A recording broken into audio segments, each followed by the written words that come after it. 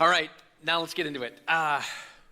So in college, long time ago, I went to a garage sale, and the guy had a pair of inline skates for sale, really cheap. And they were old and kind of rickety, but I was like, man, I've always wanted to try this. And so bought them, tried it out. And the small town suburb where our college was, they had just made lots of nice, smooth, paved walking and hiking and biking trails all the way through the city. And so there were just miles of trails to rollerblade on. And it was so much fun, enjoyed it a lot. And then, of course, in the back parking lot of the dorms, we'd start, jumping over stuff and skating backwards, doing all the fun, cool stuff. And I was like, I really enjoy this. I could really get into this. I always wanted to be, like the Tony Hawk skater wannabe as I was a kid, but I was not coordinated enough to pull off skateboarding. But I was like, with 2 feet on the ground with wheels, I think I could do it. So I was like, I'm going to save up my money and buy a really good, high-quality pair of inline skates. And because I'm watching some of these online videos and VHS tapes of guys doing all their jumps, nobody got that one. All right, so it was this is back in the day before YouTube, right? I can't even remember life back in the old days. But yeah, it was pre-YouTube. We were rolling around in our covered wagons. So and so I did my research, and I found the rollerblades that I wanted to buy. I saved up my money and paid a lot of money to get a sweet set of aggressive inline skates, and I skated and skated and skated every now and then. Went to a couple parks that had some ramps and stuff, but I never quite could figure out how to get up the courage to actually jump and grind to the edge or do the ultimate rail slide.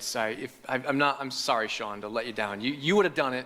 I didn't have the guts to do it. Rode a little bit and realized it was also hard work. You got to sweat sometimes too. And so here I am, 20-some years later. We've moved 5 times since then. And in every time we move, we have transported the bucket, the bin of skates, pads, helmet, hockey stick, and all the stuff that came with it. And every one of the moves, Erica's like, you don't even use those anymore. You don't even go out and use those. Why don't we just get rid of those so we don't have to move them? I'm like, I'm going to use them. One of these days, I'm going to use them. I'm going to pick it up again. All right, let's listen to Jesus here for a moment. This is going to connect. You're going to see it. Watch. Matthew chapter 6, starting in verse 19. Jesus says, "Do not store up for yourselves treasures on earth, where moths and vermin destroy and where thieves break in and steal. But store up for yourselves treasures in heaven, where moths and vermin do not destroy, where thieves do not break in and steal. For where your treasure is, there your heart will be also." And as we're walking through the greatest sermon ever, the Sermon on the Mount, found here in Matthew chapters 5, 6, and 7, Jesus is bringing up this issue of the heart a lot. Why? Because one of the things we're discovering is, he's like, I understand that rules, they can kind of coerce you into obeying, but I really want your heart. And the rules have helped, and they help society, but they don't always help the core of who we are. Because you could never murder somebody, but if you carry anger and bitterness in your heart, you've murdered them in your heart. We talked about that. And then we had that really uncomfortable Sunday where we talked about sex and lust. I just talked to a couple at 9 o'clock service. They're like, we love this church. Our first Sunday was when you talk about sex. I was like, wow, I bet that was awkward. But we got to teach what Jesus taught about, even on the hard stuff. And he's like, look, maybe you've never cheated on your wife, but if you've had lust in your heart, you've committed adultery in your heart. And Jesus says, I don't want just your behaviors and just to obey the rules. I want your heart. And so here also with our money, sex and money, we're just making all kinds of enemies here. Jesus says, where your treasure is, there your heart will be also. Because we talk a lot about our heart. And a lot of times we'll say things like, I know I messed up, but my heart was in the right place. And we generally assume that our hearts are in the right place. And Jesus says, or are they? Jesus kind of gets in our face here a little bit, and he says, if you want to know if your heart's in the right place, look for where your treasure is. You know what treasure is?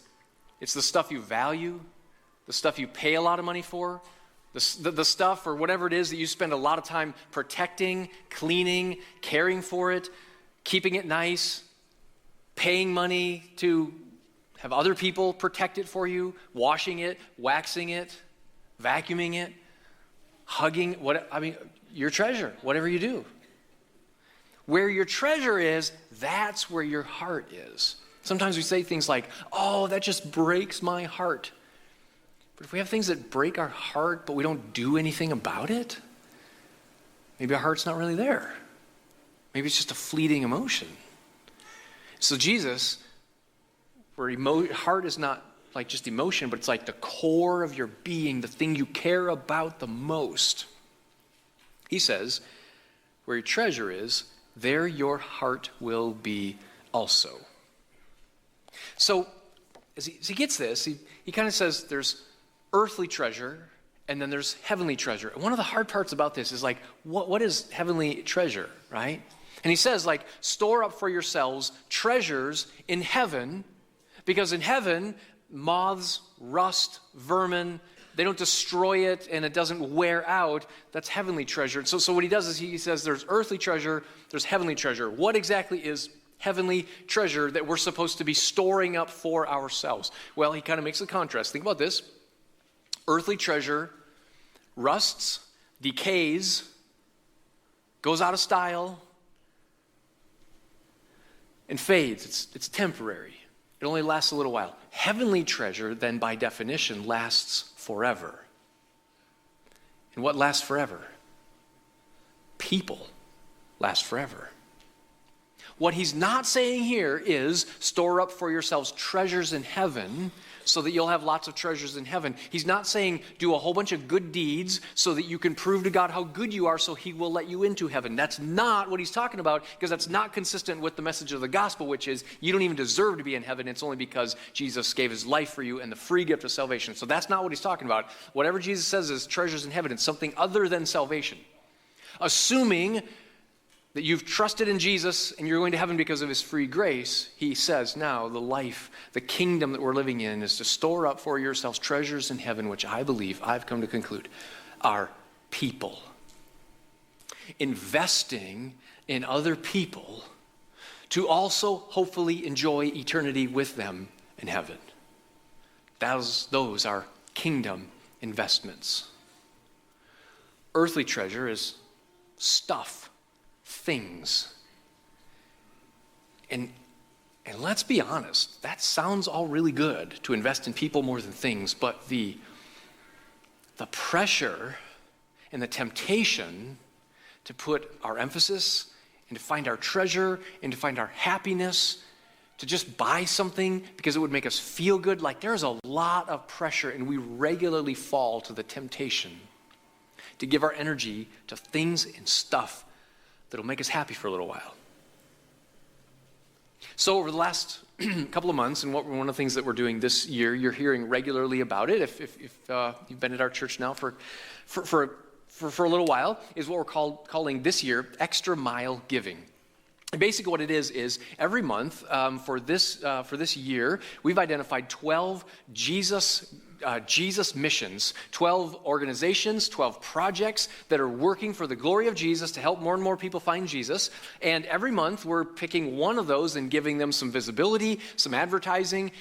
And then what we're doing is we're also making a donation match, right? Whatever we would normally give to missions, we're going to give to global missions through the Church of the Nazarene. And then we're going to match that amount and give that amount that month to that month's mission organization, which usually is about $5,000 to $6,000 or so.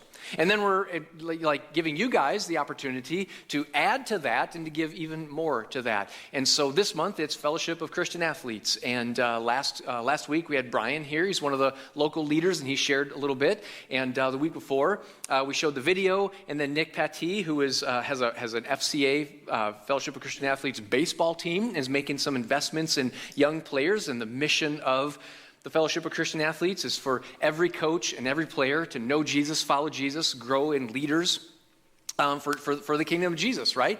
And maybe, just maybe, For instance, this month, you were like, man, that just tugs at my heart in a way that, well, a couple of months we did, they were fine and they were okay, but like, man, this is really getting my attention. Like maybe you played sports or your kids played sports and you've seen the value of sports and it's really getting your attention. That could be God saying, I'm getting your heart's attention here.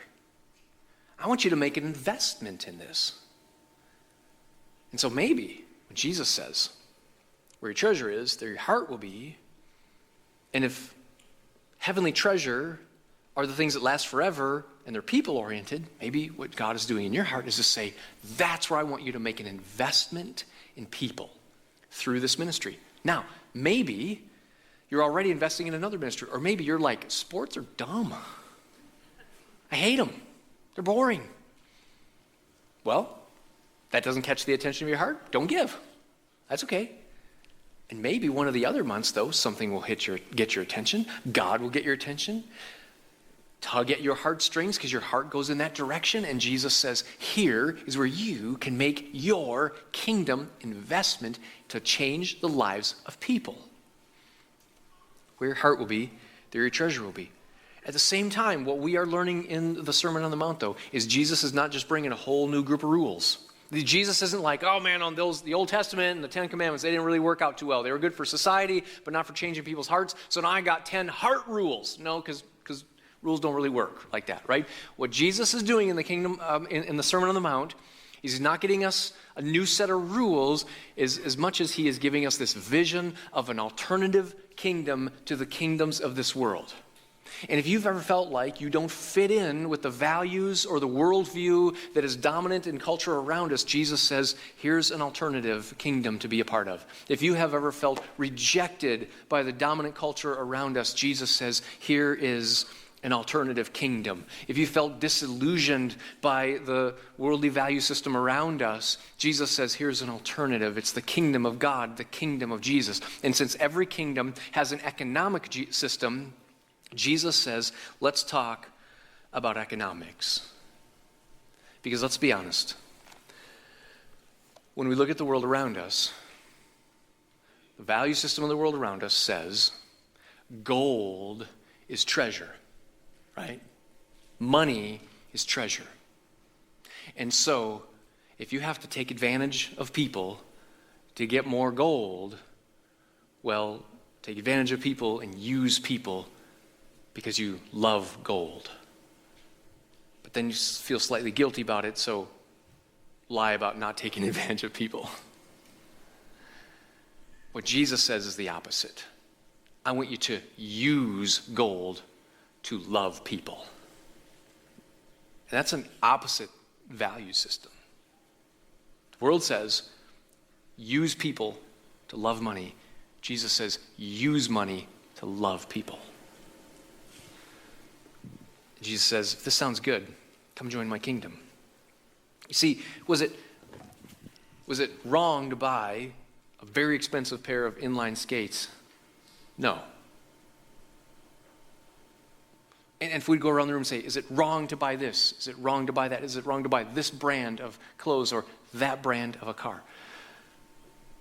Is it wrong to buy this luxury? Is it wrong to get, and a lot of Christians try to make all these declarations about it's wrong to buy this, it's wrong to buy that, it's wrong to have this, it's wrong to have that. It's not wrong unless Jesus tells you no, and if Jesus tells you no and you do it anyways, then it's wrong.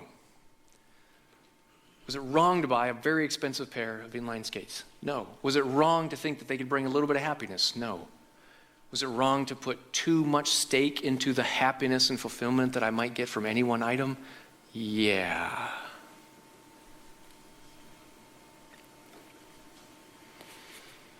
Jesus says, if this is your treasure, or whatever else you want to buy, your treasure indicates where your heart is. Therefore, be very careful about what you treasure. All right, Jesus goes on, verse 22. He says, the eye is the lamp of the body, so if your eyes are healthy, your whole body will be full of light. But if your eyes are unhealthy, your whole body will be full of darkness. If then the light within you is darkness, how great is that darkness? Okay, this is an image that's really hard for us to understand, but 2,000 years ago on the other side of the world, they would have understood exactly what Jesus was talking about because of kind of the cultural assumption of what your eyes represented, okay? The eyes were kind of the gateway into your soul or your life. And Jesus says if the result is that the inner you is full of darkness, that's not a good place to be, right? But we talk about stuff like that. If your mind is full of darkness, that's not a good place to live. If your emotions are full of darkness, sadness, that's not a good place to be. You want the inside of you, however you describe that, to be full of light. And Jesus says, to people living long ago, they understood this, right? That what you see will either let in a lot of light or a lot of darkness. It makes sense, though. If your eyes are cloudy, your vision is blurry, you see things differently. Your eyes connected to your brain are the way that you interpret the world. We can imagine this, right? If you are going around and you live your life expecting bad things to happen, then you are looking for the next bad thing to happen, and your defenses are up. Whereas if you are looking for the next good thing to happen and watching out for it, your eyes, you're not going to live with your defenses up. You're going to be ready for something really good to happen.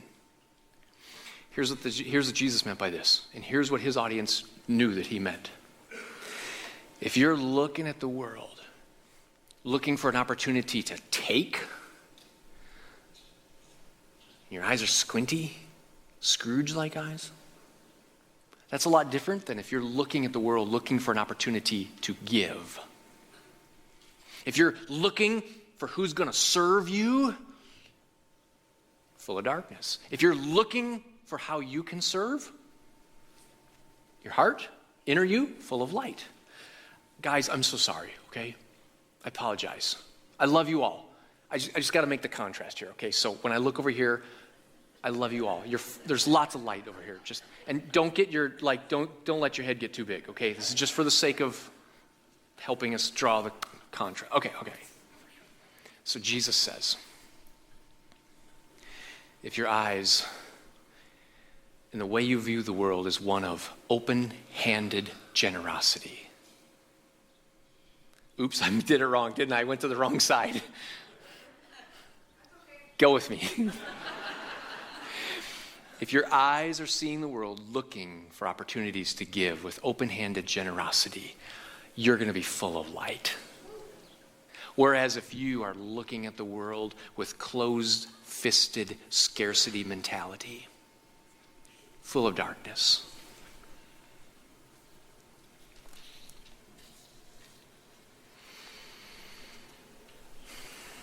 What is a scarcity mindset, closed-fisted attitude? We might call it stinginess. Some people say, I'm not stingy, I'm just thrifty. Or maybe you're just stingy. Thrifty's good. We should be thrifty because I believe being thrifty allows us to be more generous, unless in our hearts we really are stingy and just excusing it as thrifty. Jesus says, look at your heart. What is the core of stinginess? Fear. I'm afraid that I might not have enough. I'm afraid that nobody else will take care of me. I'm afraid because I have to. I am afraid and I am living in fear. And when we're living in fear, driven by fear, we will keep everything really, really close and just give little bits to others. And so if you're looking at yourself, and this is one of those like self-reflective sermons. I kind of apologize to the 9 o'clock crowd. I really want to end on a high note, but just following the teachings of Jesus, he has us asking ourselves some really hard questions today. One of those hard questions that we're asking ourselves, and we're like, Jesus, give me some insight about myself here, is, am I living truly open-handed? Eyes open, body full of light, one of generosity. And if I'm not, what's the fear that's driving my decisions? And fear, what's the fear that causes me to hold back and to not give? Really, what am I afraid of? And will I surrender that fear to Jesus and say, Jesus, I trust you to protect me. I trust you to take care of me. And one way to think through that is to think about, when in life have you not had enough? The reality is none of you have starved to death. You know that, right? You were really, really, really hungry at times, but you didn't starve to death because you're here today.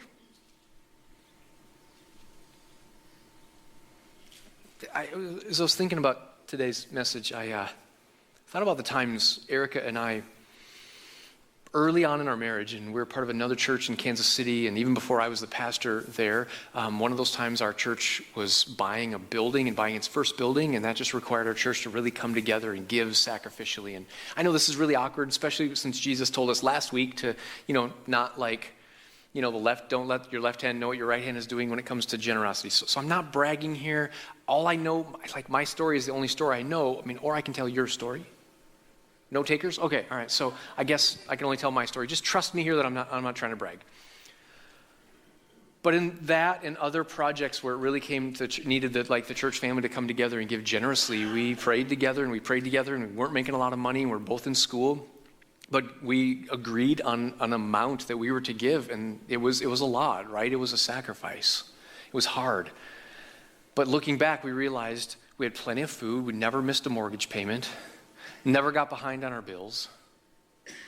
That God took care of us.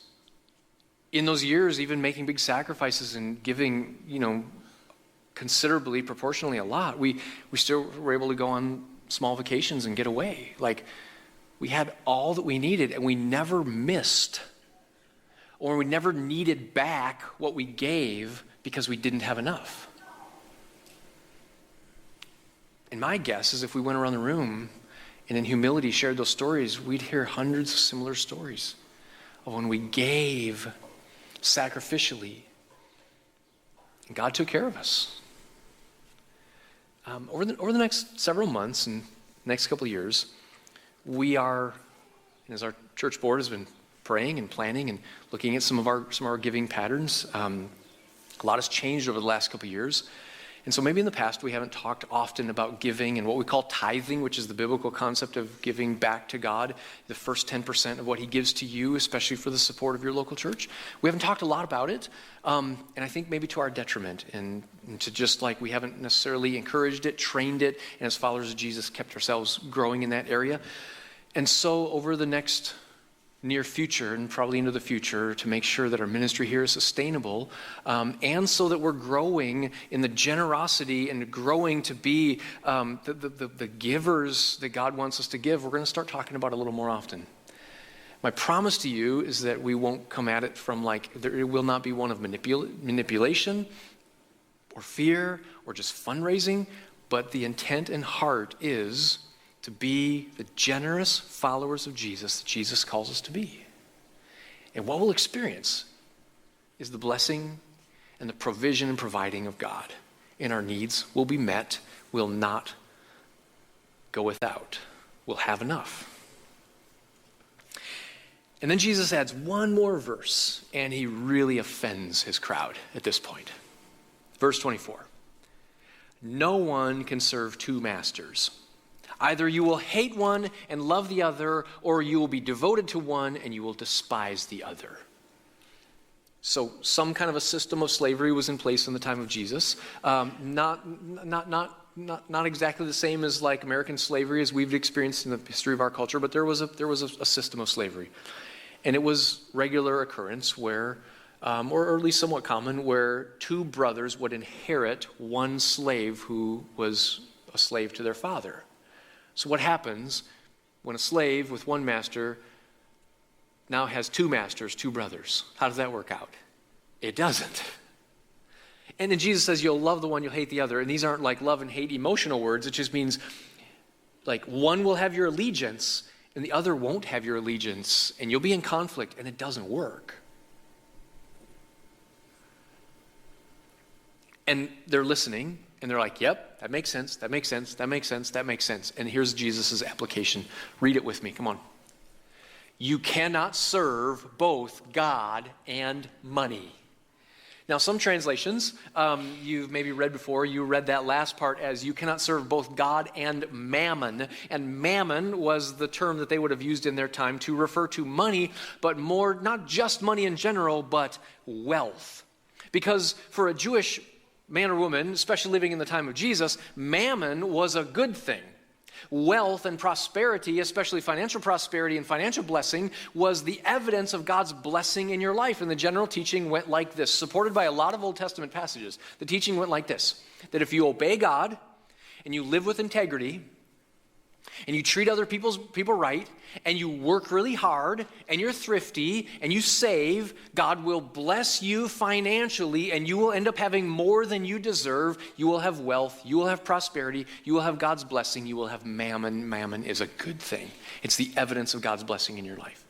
What's really interesting is a couple years ago, I read a book by a really well-known American pastor who talks a lot about financial blessing and prosperity. Mostly I read it because so many people criticized the book, and I had this hunch that nobody actually read past the title of the book, and so I was like, I don't know that the whole book means what we think it means, so I read the whole book and discovered, sure enough, we've all judged the book on its cover. Here's what I discovered. Out of all the Bible references, because this is what I look for because I'm kind of nerdy like this, out of all the Bible references in this book that talked a lot about living in God's blessing and prosperity and all that, almost all of the Bible references were from the Old Testament. The assumption of the author was that his readers are followers of Jesus who are already trusting in the grace of Jesus, and so it wasn't his goal in the book to teach Jesus and salvation through Christ because he kind of assumed that his audience was there already. And so all of the quotations from the Bible were from the Old Testament referring to blessing, blessing, blessing, material blessing, financial blessing, and prosperity, consistent with how those Old Testament Jewish rabbis in Jesus' time taught the concept. Obey God, work hard, be thrifty, you'll be wealthy. That's good. Mammon. And Jesus comes along, and he challenges that. He doesn't say wealth is bad. He doesn't say you're a sinner if you're wealthy. No. He just says, you know how you can't serve two gods? That means you can't serve both God and wealth, blessing, money. And we say, well, I'm not serving money. You're like, yeah, but you spend a whole lot of time earning it. Whole lot of time protecting it. You spend money ensuring it so that you don't lose it. We put a whole lot of mental and emotional energy into earning, keeping, investing, growing, keeping our money. And again, it's not all wrong, it's not all bad, but Jesus says, like, you don't think you're serving money, you think your money is serving you, but really? When you look at your life, where your mental energy goes, you might be serving money. I mean, when you think about it, money is a lot like a god. If somebody's really successful, their money outlives them. So we kind of have this belief that your money can be eternal. That's kind of like God. Like everybody respects money. When money talks, people listen. When God talks, people should listen, right? Money is kind of like a god. The more of it you have, the bigger the pot, the more respect it gets. Money offers security, comfort, and happiness. You're like, oh, no, it doesn't. Then why do you have a retirement account?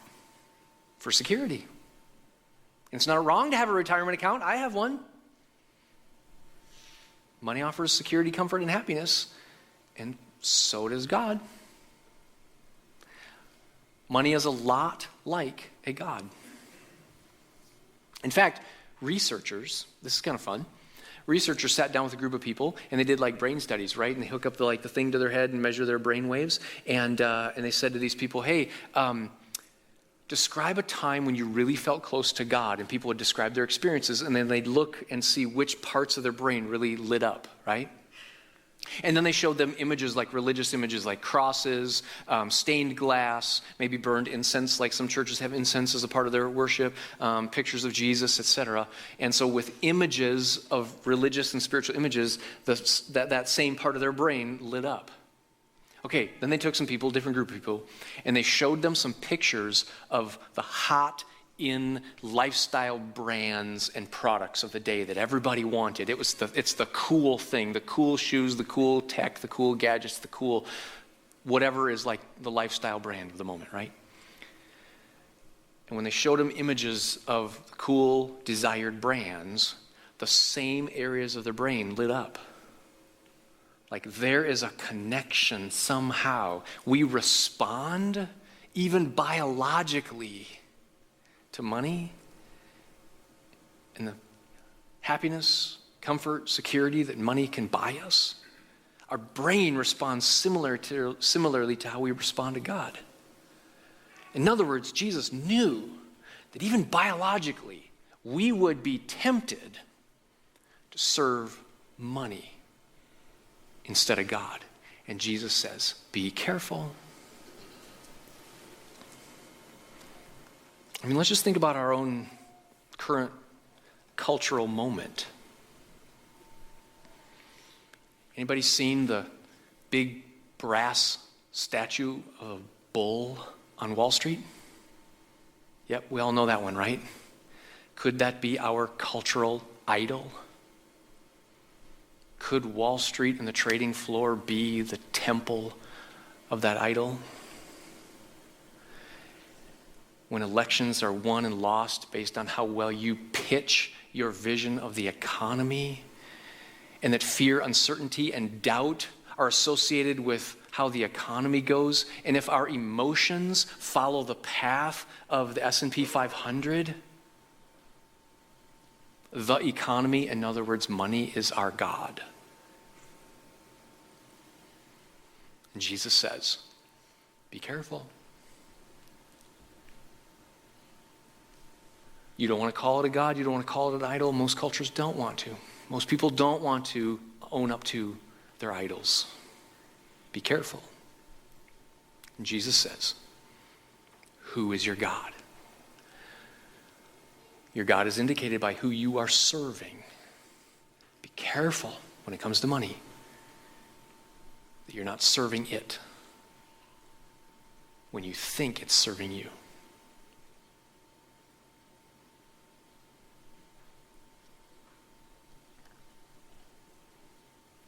So like I said, man, I really like it when these days end on a high note. And we go home feeling happy and good. It's just though sometimes when we listen to Jesus, Jesus really wants to get us thinking and to do some really honest self-reflection of where we're at in life. This is just one of those weeks, okay?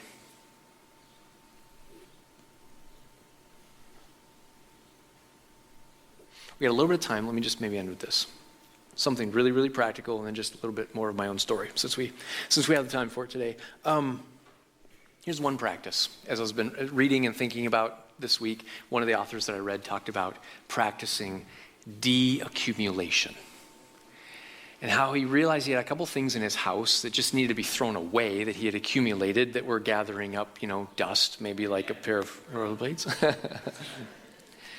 He also had some stuff that could really be enjoyed by people, but maybe to give them directly maybe wouldn't feel good, and so it was worked a lot better to give them to a thrift store where they could be sold at a discount price and just could be best enjoyed that way. But he also identified a couple things in his house that he was like, hey, here's a thing that I have that I never use anymore, and I know someone who would really love that. And so how he took it and he gave it to an acquaintance of his that he knew would enjoy it, love it, and use it, and was able to bless somebody by de-accumulating and giving something of value that person would truly, genuinely enjoy. Even though it's still a treasure that's going to wear out, that he was blessed by the opportunity to give it. And maybe this week, as you're wandering around your house, Father's Day, you're wandering around the garage, you'd be like, I could give that to that person, and it would bless both of us. Because it's better to give than to receive. And it's treasure, but But treasure is best shared. Because I'm not going to serve anything. So a little bit of my own story. And again, I'm not trying to brag, okay? I'm actually a little bit ashamed of some of this, but 8 years ago, I think it was, we were having a garage sale, trying to get rid of a whole bunch of junk, and I had this old guitar that I had bought when I was in high school. It was sweet. Black Flying V, that thing, like our garage band, we could rock, and we looked awesome because I had the like sweet Flying V guitar, man. It rocked. It was awesome. And but it was big. The case was gigantic. Didn't even fit hardly in the back seat of a car. It was really unpractical. You'd like sit down in your lap, and it was always like slipping off my lap because it's shaped so weird. But it rocked, right? And finally, I was like, okay, it's time to sell it. But I really want to get another guitar someday, and so I finally found a guy and I sold it, made a little money on it, sold it for like $300, and I had this $300 sitting in an envelope, and I wrote guitar fund on it, and it was sitting there. And after a couple years, I'm like, I just have $300 sitting in an envelope waiting to buy a guitar that's really doing no good. And God was kind of working on my heart and learning about generosity and the condition of the world around us. I discovered this thing called microfinance. And it's organizations that around the world, they realize like entrepreneurs around the world have their small businesses and they need loans to really get things going, but like loans of $200 to $300, maybe $2,000 to $3,000, small amounts that no bank would ever loan them a small amount of money because the paperwork is too much of a hassle. And so these kind of groups come together to make micro loans to entrepreneurs who are working really, really hard. They just need startup capital or a little assistance to grow their business, right? And I'm like, I'm all about that.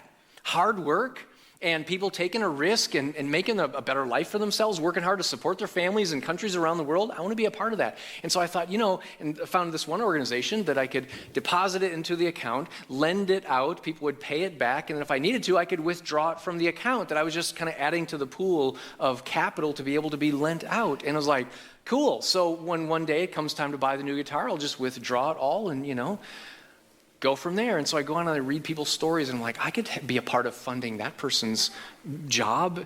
And so I just today I looked up, and over the last 8 years or so, I've had a very small role, very small, because sometimes it's like, okay, I have $25 sitting there because a few repayments came back in, so I'll put $25 towards this person's, and 100 other people will put their money towards it and will help fund this. So again, not bragging, I'm just like really grateful that I can be a part of this. I look today, and so far over the last 8 years or so, I've been able to be a part of like 31 loans for people and to read their stories. And I'm like, that was just with guitar savings money, extra leftover money. Part of my own conviction is God's like, I know, what could we do if you really got serious and generous?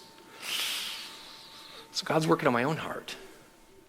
But even with a small amount of money, tell you what, thinking about the stories of those people and seeing their pictures, that brings a whole lot more joy and happiness than any guitar could ever bring. I think Jesus was onto something when he says, store up for yourselves treasures in heaven, where moth, vermin, rust doesn't destroy. It's eternal. All right, time to pray.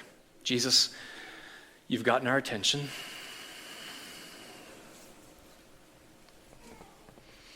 Jesus, we want to serve you and you alone. Jesus, we acknowledge the temptation to be at least distracted by money. If not the temptation to outright serve it. Oh God, the temptation is strong.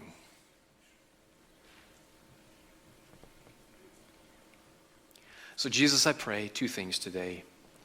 Would you examine our hearts, and wherever we are living according to fear, wherever we're making financial decisions based on fear, would you point that out to us and remind us that you are the God who provides and that we can trust you. God, wherever we're living with closed-fisted, even if it's just a part of our lives, God, would you point it out today?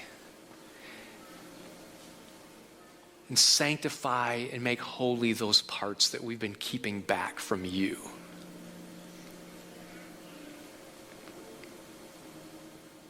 And then, Jesus, I pray that wherever in our lives we have been following you and living generously, God, I pray, would you affirm where we're doing well? And God, I pray that anyone in the room today who's taking risks and giving sacrificially, God, would you remind us that you have provided for us, and would you just give us, God, I know we don't deserve it. We don't deserve any affirmation from you, but God, knowing that it's hard, would you just bring affirmation wherever we can be affirmed today? Because we really do want to trust you with every part of our lives, especially our finances. Because we want to live for your kingdom, not our own little empire. And so we'll trust you, Jesus. In your name we pray these things today. Amen.